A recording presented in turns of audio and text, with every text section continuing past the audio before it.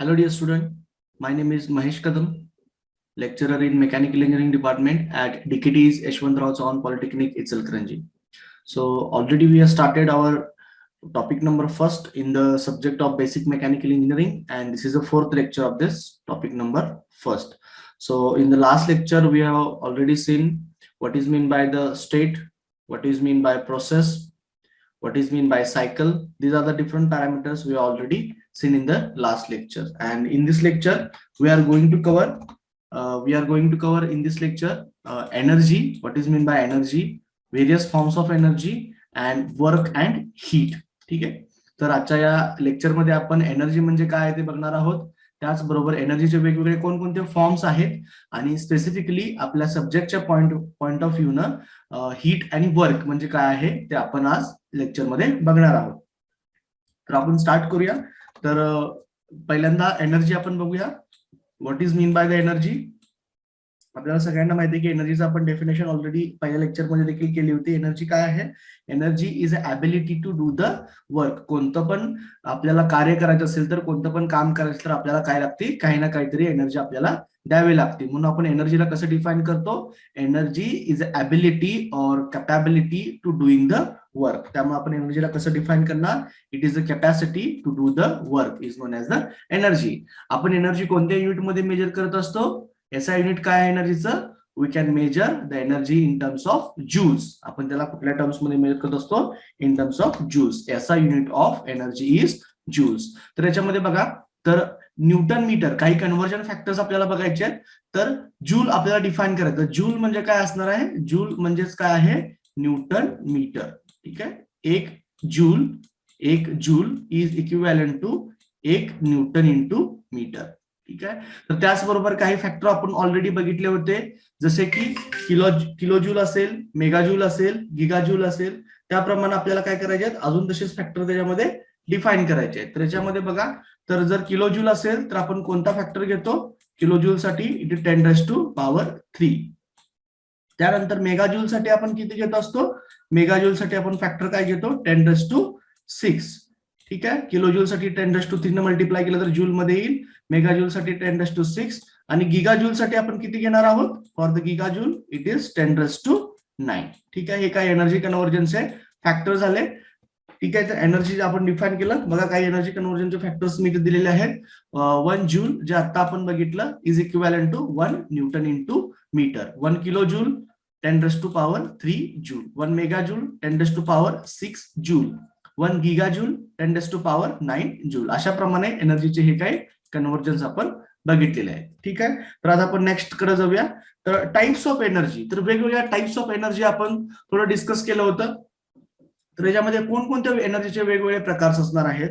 तर आपल्या सभोवताली बऱ्याच प्रकारच्या एनर्जी आपण बघत असतो. विंड एनर्जी असेल, सोलर एनर्जी असेल, हीट एनर्जी असेल, जिओथर्मल एनर्जी असेल. तर वेगवेगळ्या एनर्जी आपण बघत असतो. इलेक्ट्रिकल एनर्जी असेल. तर हे काय झाले, काही एनर्जीचे फॉर्म झाले बघा. इलेक्ट्रिकल एनर्जी असेल, हीट एनर्जी असेल, पोटेन्शियल असेल, केमिकल असेल, कायनेटिक असेल, ॲटॉमिक असेल. तर आपल्या सब्जेक्टच्या पॉइंट ऑफ व्ह्यू आपण जे बघणार आहोत, तर आपल्या सब्जेक्टच्या पॉइंट ऑफ व्ह्यू मध्ये एनर्जीला आपण जर क्लासिफाय करायचं असेल तर ते 2 कॅटेगरीमध्ये होणार आहे. एक आहे स्टोर्ड एनर्जी आणि दुसरा आहे ट्रान्झिएंट एनर्जी. ठीक आहे. अकॉर्डिंग टू आवर सब्जेक्ट आपण त्याला कसं क्लासिफाय करतोय. 1 इज अ स्टोर्ड एनर्जी आणि another is a transient energy. ठीक आहे. तर energy can be classified as stored energy and transient energy. तर आपण आता बघत जाऊ की स्टोर्ड एनर्जी म्हणजे काय आहे आणि ट्रान्झिएंट एनर्जी मध्ये काय आहे. तर सगळ्यात पहिल्यांदा स्टोर्ड एनर्जीकडे गेलं. तर लास्ट लेक्चरला आपण सगळे शिकलोय बघा. सिस्टम म्हणजे काय आहे, सराउंडिंग म्हणजे काय आहे, आणि सिस्टम आणि सराउंडिंगला सेपरेट करणारा बाउंड्री म्हणजे काय आहे. तर सिस्टम, सराउंडिंग, बाउंड्री आपण ऑलरेडी शिकलेलो आहे. जे अशा पद्धतीने आहे बघा. जिथं आपला स्टडी फोकस आहे, ज्या पार्ट वरती आपण आपला स्टडी करणार आहोत, त्या पार्टला, त्या रिजनला, त्या स्पेसला आपण काय म्हणत असतो. It is known as the system. आणि तो स्पेस सोडून बाहेर जे काय आहे त्याला सगळ्याला आपण काय म्हणत असतो. It is known as the surrounding. आणि सिस्टम आणि सराउंडिंग याला जो सेपरेट करत असतो, हे जे काय सेपरेशन दाखवलंय त्याला आपण म्हणत असतो बाउंड्री. ठीक आहे. तर सिस्टम झाला the study. It is a reason और space where our study is focused is known as a system. Anything external to the system is known as a surrounding. Separation between system and surrounding is known as the boundary. ठीक आहे, तर आता आपल्याला stored energy define करायची आहे. तर stored energy बघा कशी आहे की जी एनर्जी ह्या सिस्टीमच्या बाउंड्रीच्या आतमध्येच आहे, त्या सिस्टीम मध्येच आहे, विदिन द सिस्टीम आहे आणि त्या बाउंड्रीच्या आतमध्येच आहे, तर त्याला आपण काय म्हणणार आहोत, stored energy. The energy possessed by the system within its बाउंड्रीच्या आतमध्ये जी एनर्जी आहे त्याला आपण काय म्हणणार आहोत, it is known as a stored energy. मग याला डिफाइन करायचं झालं तर कसं डिफाइन करता येईल बघा. Stored energy is defined as energy possessed by the system by within its बाउंड्रीच्या आतमध्ये जी काय एनर्जी आहे त्याला आपण काय म्हणणार आहोत, स्टोर्ड एनर्जी असं म्हणणार आहोत. मग या सिस्टीमच्या बाउंड्रीच्या आतमध्ये मग कोणकोणत्या टाईपच्या एनर्जी असणार आहे, तर त्याच्यामध्ये 3 प्रकारच्या एनर्जी असणार आहेत. One is your kinetic energy, second potential energy and third is a internal energy. तर 3 स्टोर्ड एनर्जी मध्ये कोणकोणत्या एनर्जी झाल्या, first is your kinetic energy, second potential energy, third internal energy and 3 अशा 3 तुम्हाला एनर्जी कुठे बघायला भेटणार आहे, इन द स्टोर्ड एनर्जी मध्ये. मग ज्यावेळी मला एखाद्या सिस्टमची स्टोर्ड एनर्जी पाहिजे असेल तर मला काय करावं लागेल, त्या सिस्टमची कायनेटिक एनर्जी किती आहे, पोटेन्शियल किती आहे, इंटरनल एनर्जी किती आहे हे बघून तिघांची काय करावं लागेल, समेशन घ्यावं लागेल. मग आपण स्टोर्ड एनर्जी बद्दल असं इक्वेशन लिहू शकतो, stored energy is equals to potential energy plus kinetic energy plus internal energy. तर आपण आता ते डिफाइन केलं what is mean by stored energy. तर आपल्या सब्जेक्टच्या पॉइंट ऑफ व्ह्यू आपण कसं डिफाइन केलं की 2 प्रकारच्या एनर्जी क्लासिफाय होतात, एक स्टोर्ड एनर्जी आणि दुसरी ट्रान्झिएंट एनर्जी. मग स्टोर्ड एनर्जीच्या बाबतीत आपण काय म्हणलो की जी एनर्जी सिस्टीमच्या बाउंड्रीच्या आतमध्ये आहे त्याला आपण म्हणलो stored energy. The energy which possessed by the system within its boundary is non as a stored energy. मग त्याच्यामध्ये 3 प्रकारच्या एनर्जी आपण बघितल्या, कायनेटिक एनर्जी, पोटेन्शियल एनर्जी आणि इंटरनल एनर्जी. आता आपण काय करू, 1 बाय 1 हे डिफाइन करत जाऊ, 1 बाय 1 ह्या एनर्जी ज्या काय त्या बघत जाऊया. तर सगळ्यात पहिल्यांदा आपण जर आलो तर पोटेन्शियल एनर्जीकडे. पोटेन्शियल एनर्जी आपण म्हणलं तर पोटेन्शियल एनर्जीला आपण काय म्हणतो मराठीमध्ये, स्थितीज ऊर्जा असं म्हणत असतो. तर स्थिती, त्या ऑब्जेक्टला, त्या बॉडीला त्याच्या स्थितीमुळे असणारी जी ऊर्जा आहे त्याला आपण काय म्हणत असतो, स्थितीची ऊर्जा म्हणत असतो. मग त्याला आपण डिफाइन कसं करणार आहे, potential energy it is energy possessed by the body by virtue of it's position. त्याच्या पोझिशनमुळं, हाईटमुळं जी काय एनर्जी त्या बॉडीमध्ये असणार आहे त्याला आपण काय म्हणत असतो, पोटेन्शियल एनर्जी असं म्हणत असतो. ठीक आहे, तर याचं सिंपल एक्झाम्पल जर बघायला गेलं तर समजा हे ग्राउंड लेवल आहे, ठीक आहे, ग्राउंड लेवल आपण याला म्हणलो तर याला आपण काय म्हणू शकतो, ग्राउंड लेवल म्हणू शकतो किंवा रेफरन्स लेवल म्हणू शकतो किंवा डेटम लेवल असं म्हणू शकतो. तर ग्राउंड, रेफरन्स आणि डेटम तिन्हीचा अर्थ सेमच आहे. आणि एखादा समजा असा बॉक्स असेल, ठीक आहे, एक ऑब्जेक्ट असेल आणि बॉक्स असेल आणि तो मी काय केला, ह्या ग्राउंड पासून वरती इतक्या हाईट वरती त्याला रेज केलं, एवढा लिफ्ट केला, तर ह्या बॉडीमध्ये काय झालेलं आहे की तुमच्या बॉडीमध्ये स्टोर्ड एनर्जी, ह्या बॉडीमध्ये पोटेन्शियल एनर्जी तुमच्या स्टोर्ड झालेली आहे. तर तुम्ही जी काय हाईट पर्यंत त्याला राईज करणार आहात ती हाईट समजा आपण एच कन्सिडर केली, हाईट आपण कन्सिडर केली तर तितकी तुमच्या बॉडीमध्ये पोटेन्शियल एनर्जी स्टोर्ड होणार आहे. मग याला आपण डिफाइन करायला गेलं तर कसं डिफाइन करू शकणार आहे बघा, the energy possessed by the system of the body by virtue of it's position in the force field. त्या बॉडीला असणाऱ्या बॉडीची पोझिशन जी आहे, त्याची हाईट आहे, त्याच्यानुसार त्याच्यामध्ये जी काय एनर्जी असते त्याला आपण काय म्हणत असतो, पोटेन्शियल एनर्जी असं म्हणत असतो. तर एनर्जी बघा जनरली मग आपण एनर्जी आहे त्यामुळे आपण कुठल्या युनिटमध्ये मेजर करणार, आत्ताच आपण बघितलं it is measured in the joules. ठीक आहे, तर याचं एक्झाम्पल आपण बघितलं होतं की एखादा ऑब्जेक्ट आपण जर ग्राउंड लेवल पासून जर वरती लिफ्ट केला आणि लिफ्ट केल्यानंतर त्याच्यामध्ये पोटेन्शियल एनर्जी स्टोअर केलेली आहे आणि जर त्याला आपण फ्रीली फॉल केला म्हणजे वरून सोडून दिला तर तो काय करेल, काही ना काहीतरी वर्क डन करणार आहे. म्हणजेच त्या पोटेन्शियल एनर्जीचं कन्व्हर्जन कुठं होईल, कायनेटिक एनर्जी मध्ये होणार आहे. तर बघा एक्झाम्पल जर बघायला गेलं, if a body is raised to some height about the ground, आपण एखादी बॉडी रेज केली काही हाईट वरती ग्राउंड पासून, so it will do some work by falling on the earth surface. जर त्याला आपण फ्रीली सोडून दिलं तर ते काय करेल, काही ना काहीतरी त्याच्यामध्ये वर्क करणार आहे. This is all about potential energy. मग पोटेन्शियल एनर्जी याचा जर फॉर्म्युला काय असणार आहे बघा, how we can calculate the potential energy of any object. तर पोटेन्शियल एनर्जी आपण कसे कॅल्क्युलेट करणार आहे, P इज इक्वल्स टू, आपल्याला कुठला फॉर्म्युला माहिती आहे जो आपण ऑलरेडी मागच्या स्टँडर्ड मध्ये शिकलेलो आहोत. तर potential energy is mgh.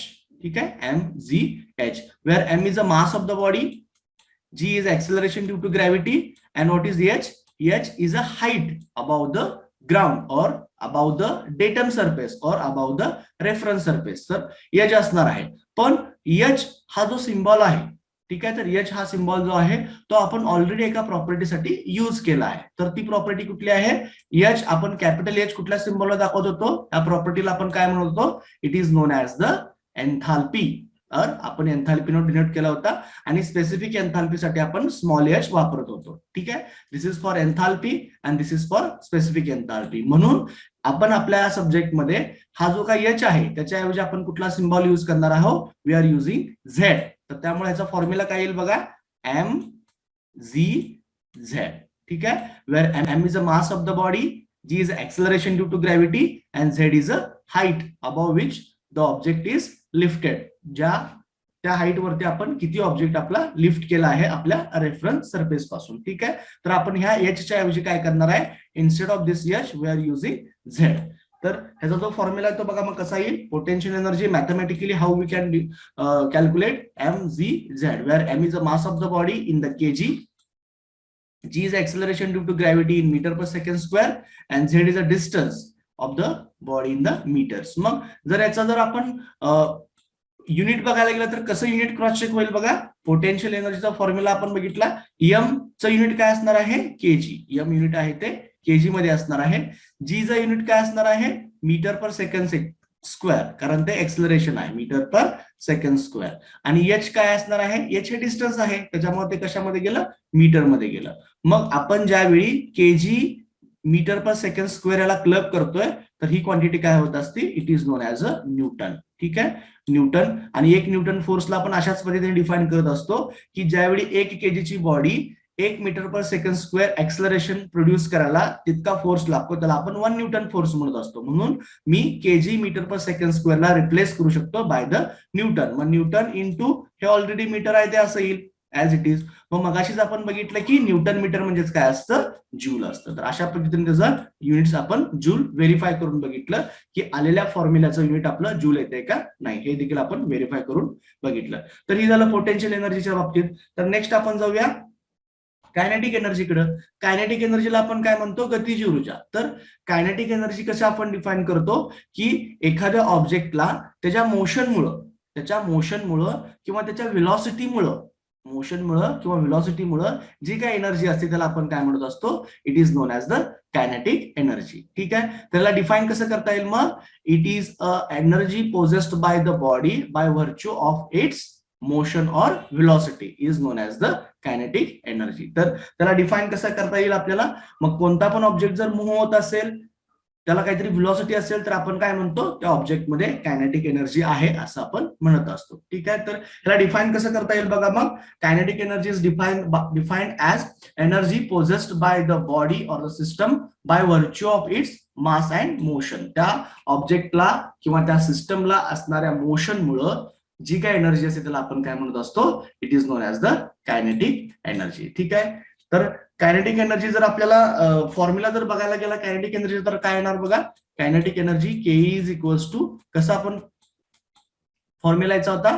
1/2 mv square. ठीक आहे, kinetic energy is equals to 1/2 mv square, where m is a mass of that object or body or the system and v is what? Velocity. ठीक आहे, v is what? Velocity. पण आपल्या subject मध्ये already आपण V साठी जो symbol आहे, V symbol आपण कशासाठी वापरत आहोत? It is used for the volume. ठीक आहे, आपण व्हॉल्यूम साठी ऑलरेडी हा सिम्बॉल वापरलेला आहे. त्यामुळे आपण काय करणार? जी काही व्हेलॉसिटी आहे, व्हेलॉसिटी आपण कुठल्या सिम्बॉलनं रिप्रेझेंट करणार? It is represented by the symbol C. त्यामुळे हा फॉर्म्युला कसा रिड्यूस होईल बघा मग? इट इज 1/2 m व्हेलॉसिटी साठी आपण काय सिम्बॉल वापरणार? सी वापरणार. So it is equals to 1/2 mc square. ठीक आहे, तर this is formula for kinetic energy. आपण कायनेटिक एनर्जी कशी कॅल्क्युलेट करत असतो? 1/2 mc स्क्वेअर. जर याच्या युनिटच्या बाबतीत बघायला गेलं तर काय येणार सांगा? एमचं युनिट काय असणार आहे, केजी असणार आहे. एमचं युनिट असणार आहे केजी असणार आहे आणि व्हेलॉसिटीचं युनिट काय असणार आहे, मीटर पर सेकंद असणार आहे, मीटर पर सेकंद. पण याच्या ब्रॅकेटचा स्क्वेअर आहे, ह्याच्या ब्रॅकेटचा स्क्वेअर आहे, त्यामुळे हे कसं स्प्लिट होईल बघा, केजीला ऍज इट इज ठेवतो मी आणि वरचा मीटर आणि वर केजी मीटर स्क्वेअर 1 मीटर इकडे घेतो आणि सेकंदचा सेकंड स्क्वेअर त्याला डिनॉमिनेटरला देऊन टाकतो. तर मीटर एक सेपरेट घेतो. तर इथं काय होणार आहे बघा, हे केजी ऍज इट इज होतं जे एमचं होतं, ठीक आहे. C velocity metre per second मध्ये असती, पण इथं स्क्वेअर असल्यामुळे काय होईल, मीटरचा पण स्क्वेअर होईल आणि सेकंदचा स्क्वेअर होईल. मग मीटर स्क्वेअरला मी काय केलं, सेपरेट केलं. वरचा मीटर एक इकडे घेतला आणि 1 मीटर या साईडला घेतला आणि जो काय सेकंद आहे तो कुठे गेला, तुमचा डिनॉमिनेटरला ऍडजस्ट केला. तर मगाशीच आपण बघितलं केजी मीटर पर सेकंड स्क्वेअरला आपण काय म्हणत असतो, it is known as the Newton, it is known as a Newton. आणि न्यूटन नंतर मीटर ऍज इट इज आहे आणि न्यूटन इंटू मीटरला आपण काय म्हणत असतो, जूल असं म्हणत असतो. तर अशा पद्धतीने युनिट असणार आहे. Kinetic energy is 1/2 mc² and it is measured in terms of joules. तर हे झालं कायनेटिक एनर्जीच्या बाबतीत. तर इथे कन्सोलेट केलेलं आहे बघा, mc² न्यूटन मीटर, त्याला आपण जूल मध्ये मेजणार आहोत. तर where m is the mass of the body and c is the velocity in metre per second. हे झालं कायनेटिक एनर्जीच्या बाबतीत. आता आपण पुढे येऊया. एक्झाम्पल जर याचे बघायचे गेले तर बघा, सिंपल एक्झाम्पल दाखवले मी. तर एक अशा प्रकारे काय होतं, ही ग्राउंड लेवल आहे आणि या ग्राउंड लेवल पासून आपण काय केलंय, हा जो काय बॉल आहे तो लिफ्ट केलेला आहे. सो ग्राउंड लेवल पासून इथपर्यंत लिफ्ट केला, तर याच्यामध्ये कुठली एनर्जी स्टोअर झाली, it is stored in the potential, in the form of potential energy. ती ह्या बॉलमध्ये स्टोअर झाली. आणि ज्यावेळी मी त्याला फ्रीली सोडून देईन, फ्रीली फॉल होईल, त्यावेळी काय होईल, त्याची जी काय पोटेन्शियल एनर्जी आहे ती कन्वर्ट होईल कशामध्ये, कायनेटिक एनर्जी मध्ये होईल. म्हणजेच बघा कशा पद्धतीनं पोटेन्शियल एनर्जी त्याची कायनेटिक एनर्जी मध्ये कन्वर्ट होणार आहे ज्यावेळी आपण त्याला फ्रीली वरून सोडून देऊ. ठीक आहे. These are examples of potential and kinetic energy. अजून एक आपण एक्झाम्पल बघू शकतो बघा. तर अशा पद्धतीने ह्या अॅनिमेशन मध्ये तुम्ही बघू शकता की बघा की याच्यामध्ये ज्यावेळी आता त्यांनी काय केलेलं आहे, तो एरो मागं पूर्ण स्ट्रेच केलेला आहे. ठीक आहे. तर त्यावेळी त्याच्यामध्ये कुठली एनर्जी स्टोअर झाली, पोटेन्शियल एनर्जी स्टोअर झाली. बघा त्याची पोझिशन अशी आहे, त्यामुळे त्याला आपण काय म्हणणार, पोटेन्शियल एनर्जी स्टोअर झाली. आणि ज्यावेळी तो काय करेल, एरो रिलीज करेल, एरो रिलीज केल्यानंतर काय होईल, potential energy is converted into your kinetic energy. तुम्ही बघू शकता त्याच्यामध्ये की कशी पोटेन्शियल एनर्जी कायनेटिक एनर्जी मध्ये कन्वर्जन होईल. Sir now potential energy is converted into kinetic energy. बघा ज्यावेळी तो एरो मागं ओढतोय त्यावेळी काय होईल, पोटेन्शियल एनर्जी त्याच्यामध्ये स्टोअर्ड होती आणि रिलीज केल्यानंतर जी काय पोटेन्शियल एनर्जी आहे ती कायनेटिक एनर्जी मध्ये कन्वर्ट झाली. This is example of potential and kinetic energy. ठीक आहे. आपण आता पुढे जाऊया, तिसऱ्या पार्ट कडे येऊया. स्टोअर्ड एनर्जी मधला तिसरा पार्ट आहे इंटरनल एनर्जी. ठीक आहे. इंटरनल एनर्जीला आपण ऑलरेडी मागेही डिफाईन केलं होतं. तर कोणता पण ऑब्जेक्ट असेल, कोणता पण सबस्टन्स असेल, तो काय आहे, लार्ज नंबर ऑफ मॉलिक्यूल पासून बनलेला आहे. कुठला पण सबस्टन्स जर आपण घेतला, असा सबस्टन्स घेतला तर त्या सबस्टन्स मध्ये काय आहेत, लार्ज नंबर ऑफ असे मॉलिक्युल्स आहेत आणि हा लार्ज नंबर ऑफ मॉलिक्युल्स पासून तो सबस्टन्स बनलेला आहे. तर आतमध्ये प्रत्येक सबस्टन्सला त्या मॉलिक्युलला काय असणार आहे, त्याची स्पेसिफिक मॉलिक्युलर अरेंजमेंट असणार आहे. त्या मॉलिक्युलची स्पेसिफिक अरेंजमेंट असणार आहे आणि त्याचबरोबर त्या मॉलिक्युलला काही ना काहीतरी मोशन असणार आहे. म्हणजेच बघा आता आपण इंटरनल एनर्जी डिफाईन करतोय, तर त्या मॉलिक्युलला असणाऱ्या पोझिशनमुळं त्याला काहीतरी पोटेन्शियल एनर्जी असणार आहे आणि त्याला असणाऱ्या मोशनमुळं त्याच्यामध्ये काही ना काहीतरी कायनेटिक एनर्जी त्या मॉलिक्युलला असणार आहे. मग इंटरनल एनर्जी आपण कसं डिफाईन करणार, internal energy is a algebraic sum of potential energy of the molecule plus kinetic energy of the molecule. मॉलिक्यूलची पोटेन्शियल एनर्जी आणि मॉलिक्यूलची कायनेटिक एनर्जी दोघांना आपण एकत्रित केलं तर आपल्याला काय म्हणणार आहे, इंटरनल एनर्जी मिळणार आहे. जर तुम्ही बघू शकता नेक्स्ट अॅनिमेशन मध्ये, जर समजा अशा पद्धतीचं जर असेल तर ही त्याची मॉलिक्युलर अरेंजमेंट मुळे असणारी पोटेन्शियल एनर्जी आहे आणि त्याची कायनेटिक एनर्जी आहे त्याच्या मोशन मुळे, आणि ह्या दोघांना एकत्रित करून आपल्याला काय मिळणार आहे, we will get internal energy. तर इंटरनल एनर्जी मध्ये आपल्याला काय करावं लागेल, मॉलिक्यूलची पोटेन्शियल एनर्जी पण घ्यावी लागेल आणि मॉलिक्यूलची कायनेटिक एनर्जी पण घ्यावी लागेल आणि या दोघांचं समेशन केल्यामुळं आपल्याला काय मिळणार आहे, we will get the internal energy. ठीक आहे. तर मला आपण डिफाईन करूया बघा. Internal energy of the system is defined as the algebraic sum of internal kinetic energy and internal potential energy of its molecules. Molecules ला असणारी त्याची कायनेटिक एनर्जी आणि पोटेन्शियल एनर्जी दोघांना आपण एकत्रित केलं तर आपल्याला काय मिळणार आहे, इंटरनल एनर्जी मिळणार आहे. तर आपण इंटरनल एनर्जी कुठल्या सिम्बॉलने डिनोट करत होतो, तर आपण it is denoted bye symbol you. ठीक आहे. आणि ही एनर्जी आहे त्यामुळे आपण कशाला मेजर करणार, it is measured in the joules. बघा बरं, it is denoted by the U, it is denoted by the U. मग इंटरनल कायनेटिक एनर्जी कशामुळे असणार आहे, due to motion of the molecules within its boundary. बाउंड्रीच्या आतमध्ये प्रत्येक मॉलिक्युलला काही ना काहीतरी मोशन असणार आहे, त्याच्यामुळे झाली त्याची इंटरनल कायनेटिक एनर्जी. आणि पोटेन्शियल एनर्जी म्हणजे तुम्हाला काय सांगितलं, त्या मॉलिक्युलरच्या अरेंजमेंटमुळे, म्हणजे एक मॉलिक्युल विथ रिस्पेक्ट टू दुसऱ्या मॉलिक्युल बरोबर कशा पद्धतीने तो अरेंजमेंट केलेला आहे, तर त्यामुळं जी काय असणार आहे ती कशी असणार आहे, इंटरनल पोटेन्शियल एनर्जी असणार आहे. Internal potential energy is due to molecular arrangement, that is due to relative position of molecules with respect to one another. हे इंटरनल एनर्जीच्या बाबतीत झालं. तर आता आपण तिन्ही बघितल्या बघा.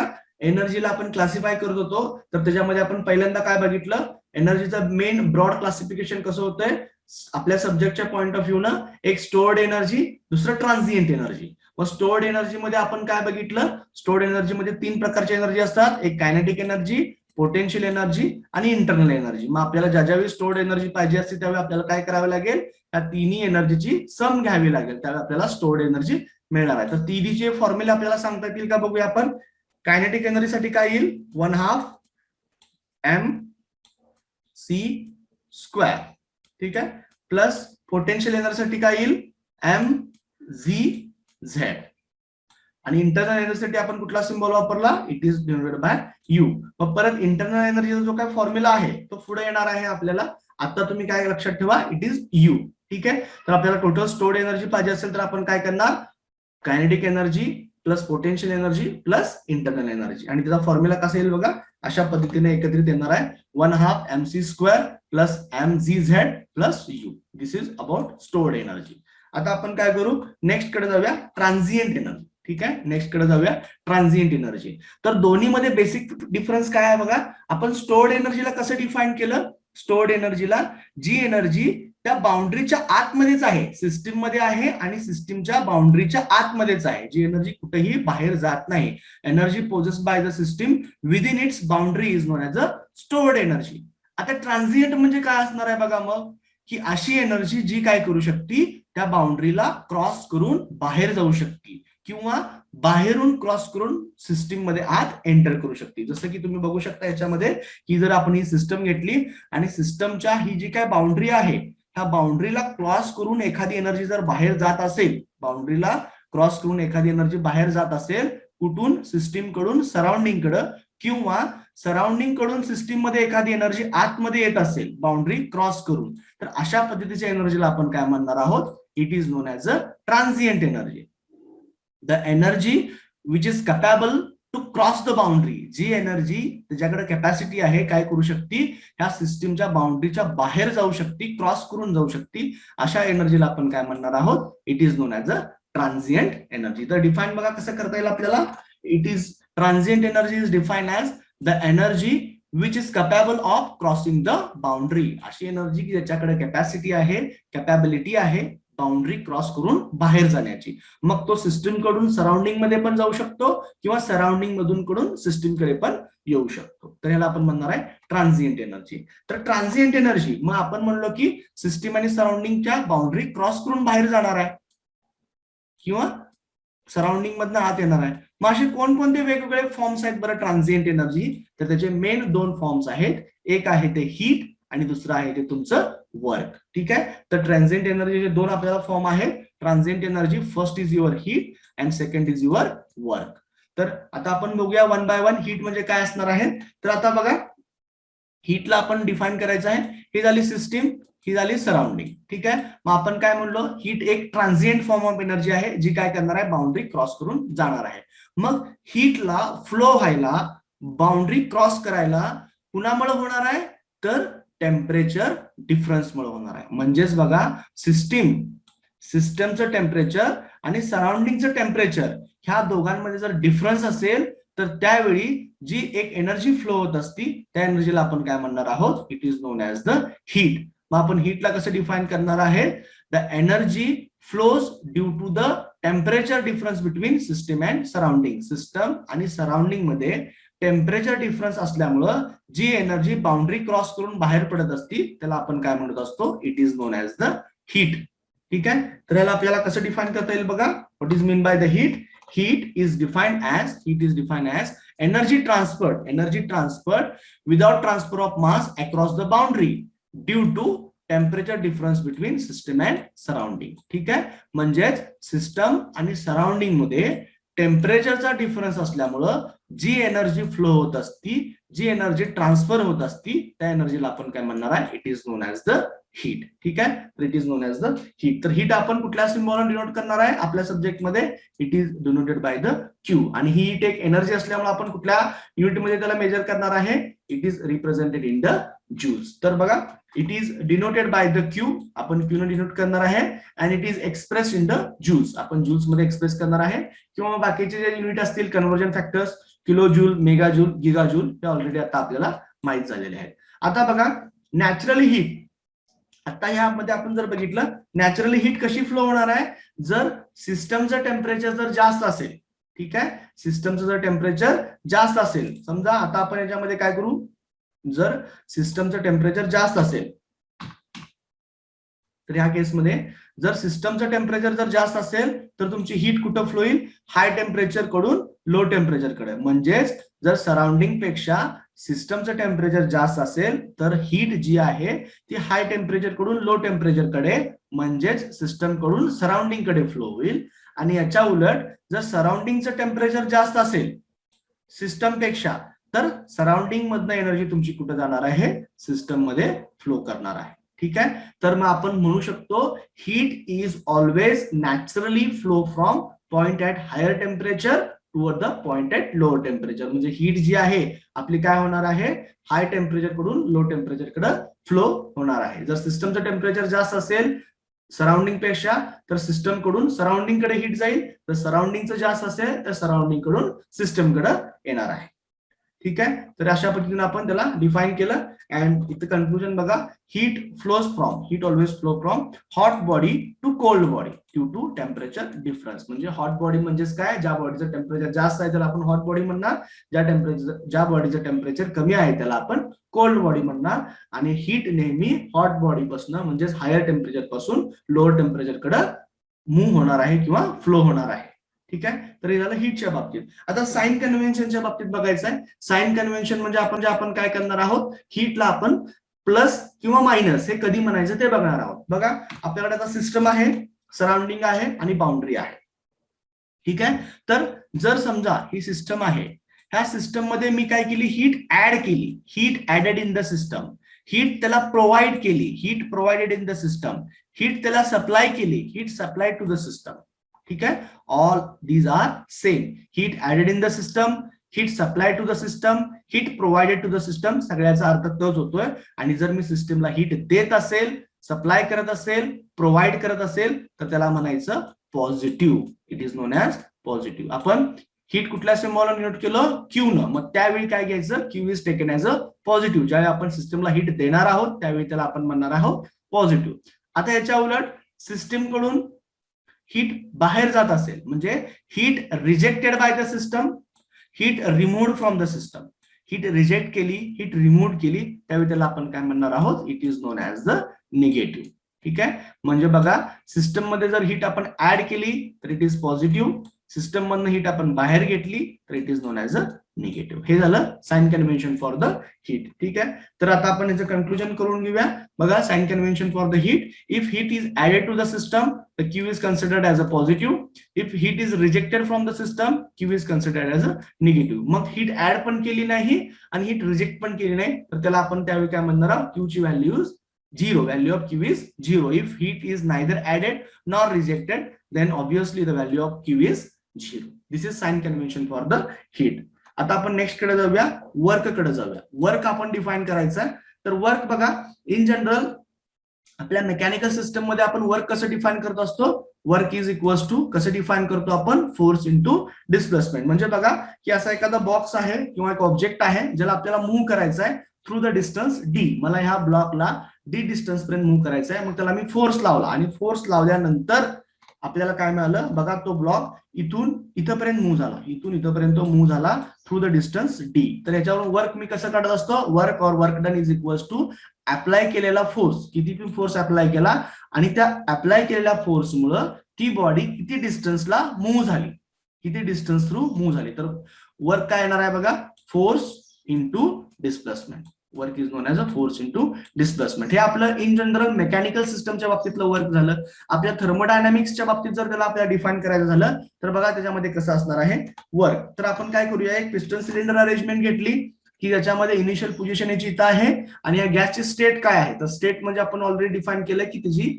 कंडिशन सांगायची, म्हणजे प्रेशर किती आहे, व्हॉल्यूम किती आहे, टेम्परेचर किती आहे. आता समजा ह्या गॅसला आपण काय केलं, हीट केलं. आपण ह्या गॅसला हीट प्रोव्हाइड केली, ठीक आहे, हीट प्रोव्हाइड केली, हीट प्रोव्हाइड केली. तर काय होईल मग, हा गॅस काय होईल, एक्सपांड व्हायला बघणार आहे. एक्सपांड व्हायला होईल बघेल म्हणजे काय होईल, तो जो पिस्टन इथं आहे तो हळूहळू काय होईल, वरती लिफ्ट व्हायला चालू होईल. मग त्याची हळूहळू पोझिशन वाढत वाढत समजा तो काय झाला, इथं कुठेतरी पोहोचला, ठीक आहे, तो पिस्टन इथपर्यंत कुठेतरी पोहोचला. म्हणजेच काय झालं, इनिशियल पोझिशन होती त्याला मी हीट प्रोव्हाइड केली आणि हीट प्रोव्हाइड केल्यामुळे तो काय झाला, एक्सपांड, हा जो गॅस आहे तो एक्सपांड व्हायला बघितला आणि तो काय झाला, वरती इथं लिफ्ट झाला. म्हणजेच कसं होईल बघा की फायनल पोझिशनला तो इथं कुठेतरी आला. मग समजा ह्याच पिस्टनवरती आपण काहीतरी जर वेट ठेवलं असतं तर काय झालं असतं, ते वेट काय झालं असतं, इथून इथपर्यंत ते वेट काय झालं असतं, लिफ्ट झालं असतं. मग ह्यालाच म्हणायचं it is known as thermodynamic work. तर बघा याच्या बाबतीत काय आहे, तर सिलेंडर आहे, पिस्टन सिलेंडर अरेंजमेंट होती, त्याच्यामध्ये डब्ल्यू वेट आपण ठेवलं होतं, त्याला हीट प्रोव्हाइड केली होती, हीट याच्यामध्ये प्रोव्हाइड केली होती आणि हीट प्रोव्हाइड केल्यामुळं हे जे लोड आहे, वेट आहे डब्ल्यू, तो फायनल पोझिशनला इथं झाला आणि हा जो काय वेट आहे तो इथपर्यंत मूव्ह झाल्यामुळं तुम्हाला काय मिळालं, वर्क डन मिळालं. हा जो वेट आहे तो एवढ्या डिस्टन्स साठी तो झाला मूव्ह झाला. तर ह्याला म्हणायचं work done in a thermodynamic system. मग थर्मोडायनामिक्स मधलं जे काय वर्क आहे ते ऑलवेज तुम्हाला असं नाही की वेटच तिथं उचललं पाहिजे, वेटच लिफ्ट झालं पाहिजे असं दरवेळी थर्मोडायनामिक्स मध्ये नाही. पण आपण प्रत्येक सिस्टीम मध्ये वेट लिफ्ट झाल्याबरोबर त्याला इक्वेट करू शकतो. त्याचा जो काही इफेक्ट आहे तो आपण रेझिंग ऑफ वेटला इक्वेट करू शकतो. तर हे झालं वर्कच्या बाबतीत.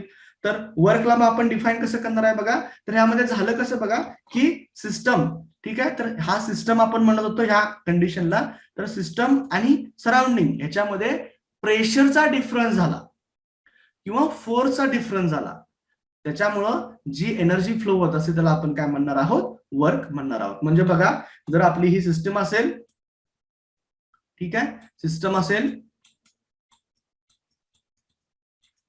ठीक आहे, सिस्टम आणि सराउंडिंग आहे,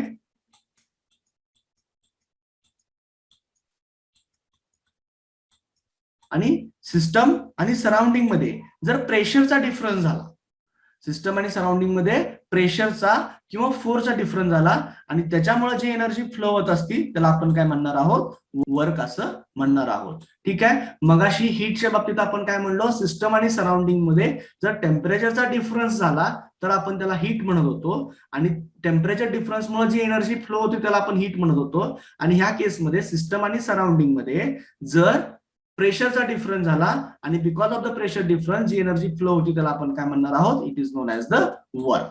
ठीक आहे, तर आपण त्याला कसे डिफाईन करणार आहोत बघा.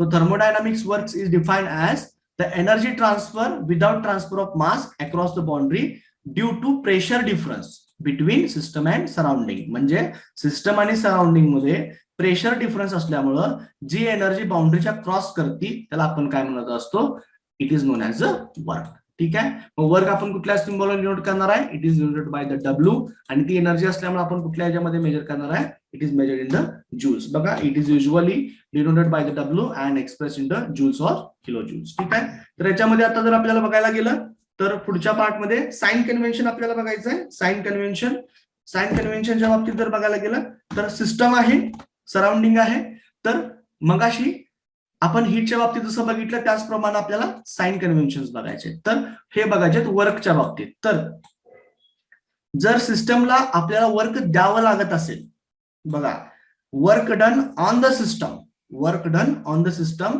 तर ते आपण काय घेणार आहोत, इट इज निगेटिव्ह. म्हणजेच ती सिस्टम रन करायला, ती सिस्टम चालवायला आपल्याला काही ना काहीतरी त्याला वर्क द्यावं लागतंय, म्हणजे आपली एनर्जी खर्च होते, त्यावेळी आपण त्याला काय होतो, निगेटिव्ह म्हणत असतो. आणि जर सिस्टम आपल्याला वर्क देत असेल, एखादी सिस्टम आपल्याला वर्क देत असेल, तर त्याला आपण काय म्हणत असतो, it is known as the positive. म्हणजेच बघा हे जे स्टेटमेंट कसं असणार आहे, work done on the system, म्हणजे आपल्याला सिस्टमवरती काम करायला लागतंय, सिस्टमला काम करायला वर्क द्यावं लागतंय, तर it is known as a negative. आणि work done by the system, system आपल्याला वर्क देत आहे, सिस्टम आपल्याला काहीतरी वर्क देत आहे, तर it is known as the positive. ठीक आहे, तर साइन कन्व्हेन्शन समजले.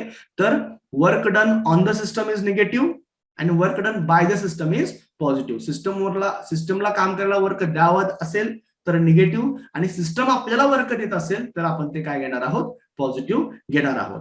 आणि वर्क जर होत नसेल तर आपण डब्ल्यू ची व्हॅल्यू काय घेणार आहोत, 0. तर याच्यामध्ये आपण कन्क्लूड केलेत बघा, sign convention for the thermodynamic work. If work is done by the system, बघा, if work is done by the system or work is produced, work done by the system, system आपल्याला work द्यायला लागलेला आहे, system work produce करायला लागले, तर ते आपण काय घेणार आहे, पॉझिटिव्ह घेणार आहे. If external work is supply to the system for its running, ती सिस्टम चालवायला आपल्याला एक्सटर्नल वर्क त्याला द्यावं लागत आहे, ती सिस्टम रन करायला आपण त्याला वर्क द्यायला लागलोय, त्याला प्रोव्हाइड करायला लागलोय, तर त्यावेळी आपण काय म्हणणार आहोत, it is known as a negative. ठीक आहे. आणि जर सिस्टम वरती आपण वर्क दिलं पण नाही, सिस्टम वर्क प्रोड्यूस पण करत नाही आणि कन्झ्युम पण करत नाही, तर त्यावेळी आपण काय म्हणणार आहे, वर्क इज इक्वल्स टू 0. ठीक आहे, हे झाले sign convention for the work. आता दोघांचे जर कंबाईन बघितले, sign convention for heat and work जर बघायचं म्हणलं तर बघा काय असणार आहे, समजा आपण ही सिस्टम कन्सिडर केली, सिस्टम कन्सिडर केल्यानंतर जर हीटच्या बाबतीत बघायला झालं तर मी हीट ह्याला देत असेल, heat supply to the system is positive. ठीक आहे, जर मी क्यू म्हणलं, हीट सप्लायड केली तर पॉझिटिव्ह, आणि heat rejected by the system is negative. Q काय घेणार आहे, मी निगेटिव्ह घेणार आहे. आणि वर्कच्या बाबतीत बघा, जर मी सिस्टमला वर्क देत असेल, सिस्टमला काम करायला वर्क देत असेल, तर मी त्याला काय म्हणणार, डब्ल्यू इज निगेटिव्ह. ठीक आहे, ह्याला काम करायला मला वर्क द्यावं लागतंय. आणि जर सिस्टम वर्क प्रोड्यूस करून देत असेल, वर्क आपल्याला देत असेल, तर it is taken as a positive, W is taken as a positive. समजलं, sign convention for heat and work. Q heat supply केली पॉझिटिव्ह, हीट रिजेक्ट केली निगेटिव्ह. वर्क सिस्टमला द्यावं लागत आहे, work done on the system is negative, आणि work produce by the system is positive. ठीक आहे, तर एकत्रितपणे बघा, अजून दुसऱ्या एका पॅटर्न मध्ये बघू शकतो आपण. ही सिस्टम आहे, सिस्टम मध्ये आपण हीट ऍड करायला लागलो तर ती पॉझिटिव्ह, सिस्टम मधनं हीट बाहेर जात असेल तर निगेटिव्ह. सिस्टमला काम करायला वर्क द्यावा लागत असेल तर इट इज निगेटिव्ह, आणि सिस्टम कडनं हीट वर्क आपल्याला मिळत असेल तर इट इज पॉझिटिव्ह. तर याप्रमाणे आपण साइन कन्व्हेन्शन बघितले हीट आणि वर्कचे. तर आता ज्या पद्धतीनं आपण कन्क्लूड केलं की काय आहे, हीट आणि वर्क, हीट आणि वर्क काय आहेत, these are transient form of energy. तर हीट आणि वर्क दोन्ही काय ट्रान्झिएंट फॉर्म ऑफ एनर्जी आहेत. मग याच्यामध्ये काही सिमिलॅरिटीज आहेत आणि काही डिफरन्स पण असणार आहे, तर ते आपल्याला बघायचं आहे. तर दोन्हीही काय आहेत, ट्रान्झिएंट फॉर्म ऑफ एनर्जी आहेत. दोन्ही काय आहेत, दोन्हीही आपल्याला बाउंड्रीवरती ऑब्झर्व होतात. दोन्हीही फॉर्म्स ऑफ एनर्जी आहेत. हीट आणि वर्कला आपण स्टोअर करू शकत नाही. ज्या ज्यावेळी टेम्परेचरचा डिफरन्स असेल त्यावेळी हीट फ्लोज होणार, ज्या ज्यावेळी प्रेशर किंवा अनबॅलन्स फोर्स असेल त्यावेळी वर्क हे फ्लो होत असणार आहे. तर आपण कन्क्लूड करूया, हे जे पॉइंट्स आहेत ते similarities between heat and work. तर पहिला पॉइंट काय बघा, both are forms of energy and or energy interaction. दोन्ही काय एनर्जीचे फॉर्म्स आहेत, एनर्जी इंटरॅक्शन्स आहेत. The system possess energy but not work or heat. System मध्ये कधीही एनर्जी किंवा वर्क आणि हीट कधीही साठून राहू शकणार नाही, आपण कधी त्याला स्टोअर करू शकणार नाही. टेम्परेचर डिफरन्स असेल तर हीट नॅचरली फ्लो होणारच, आणि जर प्रेशर किंवा फोर्स डिफरन्स असेल तर हे वर्क हे होणारच आहे. बघा त्यानंतर काय, ज्या ज्यावेळी एखादी सिस्टम प्रोसेस होत असती, when a system undergo any process, heat or work may cross the boundaries. त्यावेळी ते काय होणार आहेत, बाउंड्री क्रॉस करून जाणार आहेत, म्हणून आपण याला काय म्हणत असतो, that's why it is known as both are transient phenomena. आणि हे फिनॉमिना आपल्याला ऑब्झर्व कुठे होत असतात, it is observe at the boundary. So heat and work are also boundary phenomenas because they are observe at the boundary of the system. ते आपल्याला बाउंड्रीवरतीच दिसणार आहेत की फ्लो झाले का नाही. आणि both represent transfer of energy across the system of the boundary. दोन्हीही एनर्जीचे फॉर्म्स आहेत आणि बाउंड्रीच्या ते क्रॉस करणार आहेत. रिप्रेझेंट काय, both represent the transfer of energy across the system. ही झाली त्याच्यामधली सिमिलॅरिटीज आपण कन्क्लूड कसं करू शकतो की दोन्हीही फॉर्म्स ऑफ एनर्जी आहेत, दोन्हीही बाउंड्री फिनॉमिना आहेत, ट्रान्झिएंट फिनॉमिना आहेत, दोन्ही आपल्याला बाउंड्रीला ऑब्झर्व होणार आहेत. आपण हीट आणि वर्कला आपण कधीही स्टोअर करू शकणार नाही. ज्यावेळी टेम्परेचरचा डिफरन्स असेल त्यावेळी हीट नॅचरली फ्लो होणार आहे हाय टेम्परेचर कडून लोअर टेम्परेचरकडे, आणि ज्यावेळी एखाद्या सिस्टम मध्ये प्रेशर डिफरन्स असेल, फोर्स डिफरन्स असेल, ते ऑटोमॅटिकली काय होणार आहे, वर्क फ्लो होणार आहे. तर हे सिमिलॅरिटी झाली.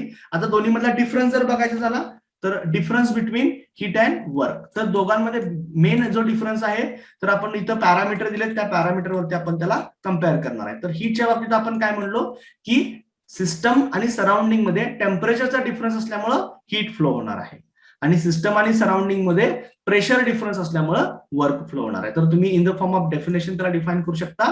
Heat is defined as the energy transfer without transfer of mass across the boundary due to the temperature difference between system and surrounding.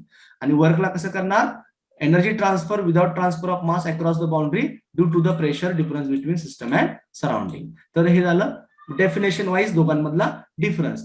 Energy ग्रेडच्या बाबतीत आपण हीटला काय म्हणायचं आहे, heat is a low grade of energy and work is a high grade of energy. एनर्जीच्या ग्रेडच्या बाबतीत ही लो ग्रेड आहे, ही हाय ग्रेड आहे. Transfer in a stable system, एखादी सिस्टम स्टेबल असेल तर त्याच्यामध्ये आपण काय करू शकतो, हीट ट्रान्सफर करू शकतो. No restriction on the heat transfer. But if any system is stable then work transfer is not possible. जर सिस्टम स्टेबल असेल, कोणताही अनबॅलन्स फोर्स नसेल, तर ती सिस्टम मध्ये आपण काय करू शकतो, work is not possible in that case for the system. आता नोटेशनच्या बाबतीत हीट आपण डिनोट करणार आहे, it is denoted by the Q, आणि वर्कच्या बाबतीत it is denoted by the W. Sign कन्व्हेन्शनच्या बाबतीत आपण ऑलरेडी बघितलं, इफ हीट इज रिसिव्ड, ठीक आहे, हीट आपण सिस्टमला प्रोव्हाइड करत असेल तर पॉझिटिव्ह, आणि हीट सिस्टम बाहेर टाकत असेल, रिजेक्ट करत असेल तर it is taken as a negative.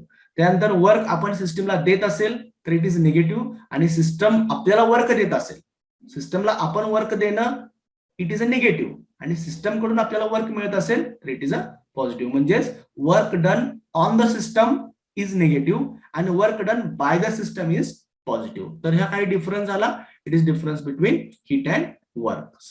तर आजच्या लेक्चरला आपण एनर्जी बघितलं, एनर्जीचे कोणकोणते फॉर्म्स आहेत बघितले. आपल्या सब्जेक्टच्या पॉईंट ऑफ व्ह्यू न दोन मेजर फॉर्म्स आहेत, एक स्टोर्ड एनर्जी, दुसरी ट्रान्झिएंट एनर्जी. मग स्टोर्ड एनर्जी मध्ये काय काय पॉईंट्स आहेत ते आपण बघितले. त्यानंतर त्याच्यामध्ये मग पोटेन्शियल एनर्जी असेल, कायनेटिक एनर्जी असेल, इंटरनल एनर्जी असेल, आणि ट्रान्झिएंट एनर्जी मध्ये काय असणार आहे, हीट अँड वर्क हे दोन्ही असणार आहेत. तर आजच्या लेक्चरला आपण हे पॉईंट्स बघितले. तर नेक्स्ट लेक्चरला आपण ह्याच्या पुढचं जे काय आहे, तर नेक्स्ट लेक्चरला आपण फर्स्ट लॉ ऑफ थर्मोडायनामिक्स आणि थर्मोडायनामिक्सचे वेगवेगळे लॉज आपण बघायला चालू करूया. ठीक आहे, ओके, थँक्यू.